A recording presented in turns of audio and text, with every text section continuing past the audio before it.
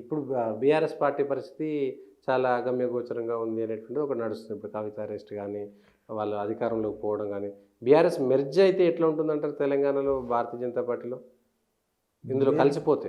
మెర్జి కావడం అనేది జరగదండి జనరల్గా. ఓకే. మెర్జి అవుతుందని నేను అనుకోను. ఇవాళ ఉండే రాజకీయ పరిస్థితుల్లో అట్ ది మోస్ట్ ఎన్డీఏలో చేరుతూ ఉంటాం. ఓకే. ఉన్న కొద్ది అయినా సరే చిన్న చిన్న పార్టీలు కూడా ఎన్డీఏలో చేరుతాయి. ఆ, అట్లా చేస్తారంటేనేమో కానీ మెర్జి అనేది పెద్ద కుదిరి సాగుదు. ఎందుకంటే సిద్ధాంతపరమైన పార్టీలు అయితే అది వేరండి. ఓకే. లేనప్పుడు మీ ఇష్టాలను బట్టి అక్కడ నాయకుడు ఉంటాడు. అవును. కుటుంబ పార్టీలు పైగా అవి. మరి అవి ఇవి మెర్జి అయితే అక్కడ ఎవరు నాయకుడు ఉండాలా, మీరు ఉండాలా, నేను ఉండాలా అన్నప్పుడు చాలా కష్టం అవుతుంది నాకు అనిపిస్తుంది. రాజకీయాల్లో ఇప్పుడు బీజేపీ అధికారంలో ఉంటే పొత్తు అనివార్యమైనటువంటి పరిస్థితి, కార్యకర్తలు కూడా ఒప్పుకోవాల్సిందే అంటారు. తప్పనిసరి ఒప్పుకోవాలి. ఎందుకంటే పవర్లో ఉంటే తప్ప పనులు జరగవు. అవును. పవర్లో ఉండడానికి తక్కువ నష్టం జరిగేటువంటి ఎత్తులు వేయాలి. వేరే దారి లేదు. నాయకులు పుడతారంటారా ఆంధ్రలో, తెలంగాణలో? అది దైవలేదు. ఇంకా ఒకటి మీరు ఇదే మాట అన్నారు. తమిళనాడుకేమో దైవ అనుగ్రహం ఉంది కాబట్టి అన్నామలై వచ్చారు. అంతే. అంటే ఆంధ్ర తెలంగాణలో బీజేపీ ఎందుకంటే దైవానుగ్రహం లేదంటారు. లేదు కాబట్టి రాలేదు అనిపిస్తుంది. నాకైతే అనిపిస్తుంది అట్లా. ఎందుకని మేము ఏమైనా సరే ముఖ్యమంత్రి కావాలి. బంగారు లక్ష్మణ్ గారు జాతీయ అధ్యక్షులు అయ్యారు, వెంకయ్య నాయుడు గారు జాతీయ అధ్యక్షులు అయ్యారు.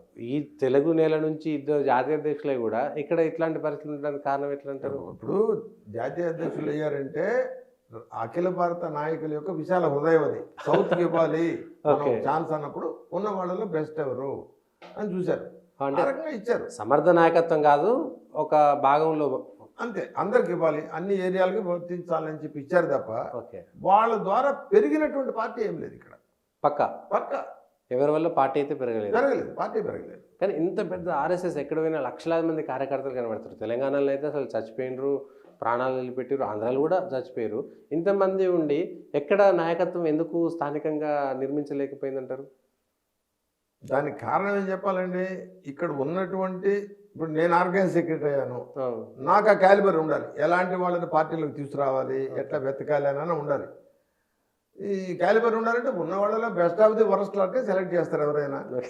అంతకంటే ఎక్కడి నుంచి పైనుంచి తీసుకురారు. కాబట్టి వీళ్ళకి అవగాహన లేకపోవడం కావచ్చు, అలాగే వచ్చిన వాళ్ళు నిలుపుకునేటువంటి స్థాయి లేకపోవడం కావచ్చు. నేనున్నగైతే ఎంతమంది వచ్చారండి? అదే ముద్రగడ పద్మనాభం, వీళ్ళందరూ సినిమా నటుడు నరేష్, పురంధేశ్వరి వాళ్ళ వెంకటేశ్వరరావు, రెండు రాష్ట్రాల్లో కూడా సమరసింహారెడ్డి అప్పుడు ముఖ్యమంత్రి స్థాయిలో ఉన్నటువంటి వ్యక్తి బీజేపీలో ప్రతాప్ రెడ్డి అందరూ వచ్చారు. అవును. వీళ్ళందరినీ నిలుపుకునేటువంటి మనస్థితి పార్టీ క్యాడర్లో లేదు. ఓకే. ఇది ఒక నెగిటివ్ పాయింట్. అది పార్టీ తప్పు. పార్టీ క్యాడర్, పార్టీ జనరల్ పార్టీకి ఏమి అయిపోతుంది. మనుషులు ఉండేవాళ్ళు ఎంతసేపు అది ఎట్లా ఇది ఎట్లా అని అంటుంటే ఎవరు ఉంటారు? అవును. నాకు అనిపించింది ఏంటంటే ప్రజాక్షేత్రంలో ప్రజా నాయకత్వం కలిగినటువంటి వ్యక్తుల సంఖ్య తక్కువ ఉంది భారతీయ జనతా పార్టీలో. ఓకే. మిగతా పార్టీలలాగా లేదు. మిగతా పార్టీలు అట్టు కాదు, వాడు తప్పుడోడు కావచ్చు. అవును. కానీ ఒక జిల్లా ప్రెసిడెంట్ అవుతున్నాడు అంటే ఎంతమంది ఎమ్మెల్యేలు అతను వెనకాలన్నారు, ఎంతమంది సర్పంచ్లు గెలిపించాడని ప్రశ్న వేసుకోవచ్చు. ఓకే. బీజేపీలో అట్లా లేదు. జిల్లా ప్రెసిడెంట్ అయినటువంటి వెతికితే మీ ఊర్లో సర్పంచ్ నువ్వు గెలిపించగలిగావా అని అనుకోండి, రిజర్వేషన్ గెలిపించుకోవాలి కదా. లేదా మీ జడ్పీటీసీ గెలిపించావా అంటే సమాధానం ఉండదు. నువ్వు సర్పంచ్ కూడా గెలిపించలేకుండా జిల్లా ప్రెసిడెంట్ కావడం ఏంటి? ఉన్నది వాడు అంటారు. అంతే. కానీ ఉన్నది వాడు అంటే ఎప్పటి నుంచో ఉన్నాడు కాబట్టి అది క్వాలిఫికేషన్ ఎట్ అవుతుంది రాజకీయ రంగంలో.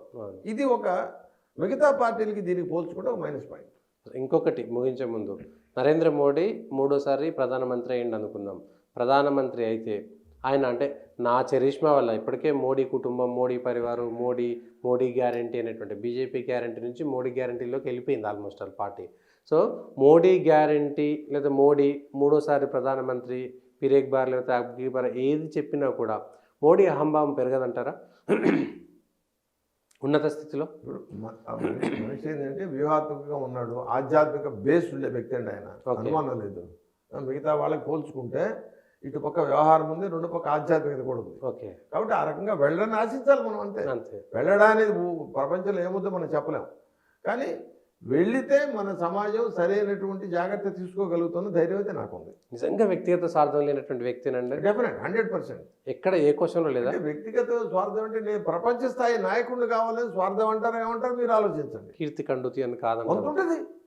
ఓకే. పని చేస్తున్నప్పుడు నేను అన్నీ వదిలిపెట్టుకొని ఈ స్థాయికి దేశాన్ని తీసుకొచ్చినప్పుడు ఆ పేరు నాకు కావాలని కోరిక ఉండకూడదు, వస్తుంది, అది మీరు ఆపలేరు. ఓకే. ఇప్పుడు అంతెందుకు ఆదిలాబాద్ అనుకోండి, అవును.